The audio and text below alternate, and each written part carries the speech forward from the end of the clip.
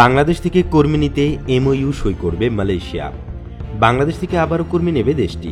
এ লক্ষ্যে শিগগিরই দুই দেশের মধ্যে একটি সমঝোতা স্মারক বা এমওইউ সই হবে। শুক্রবার মালয়েশিয়ার মানব সম্পদ মন্ত্রী দাতুক সেরি এম সারাবানান এক বিবৃতিতে এই তথ্য জানিয়েছেন।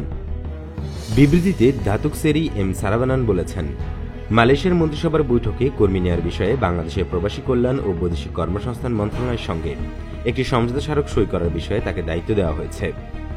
এমওইউ স্বাক্ষরের পরপরই বাংলাদেশ থেকে কর্মী নেওয়া শুরু হবে। বৃক্ষরোপণ ছাড়াও সব খাতে কর্মী নেওয়া হবে বলে মালয়েশিয়ান মন্ত্রী জানিয়েছেন।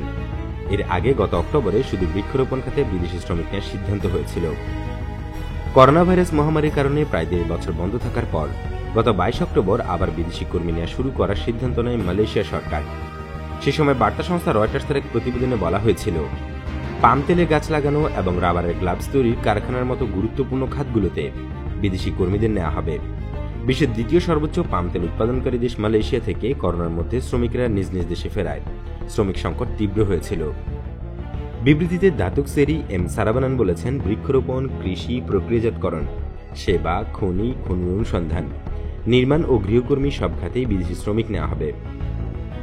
করোনার বিস্তার ঠেকাতে বিদেশি শ্রমিকদের নেয়ার ক্ষেত্রে বিধিবিধান বা স্ট্যান্ডার্ড অপারেটিং প্রসিডিওর বা এসওপি কি হবে তা ঠিক করতে স্বাস্থ্য মন্ত্রণালয় ও জাতীয় নিরাপত্তা কাউন্সিলের সঙ্গে কাজ করবে মানব সম্পদ মন্ত্রণালয়।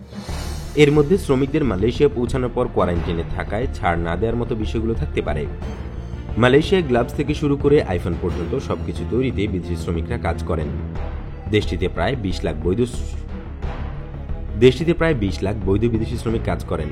তাদের মধ্যে বাংলাদেশে বেশ কয়েক লাখ মানুষ রয়েছেন। এদিকে বৈধ উপায়ে গ্রিসে শ্রমিক পাঠাতে আগামী ফেব্রুয়ারিতে সমঝোতা স্মারক সই হতে পারে বাংলাদেশের সাথে।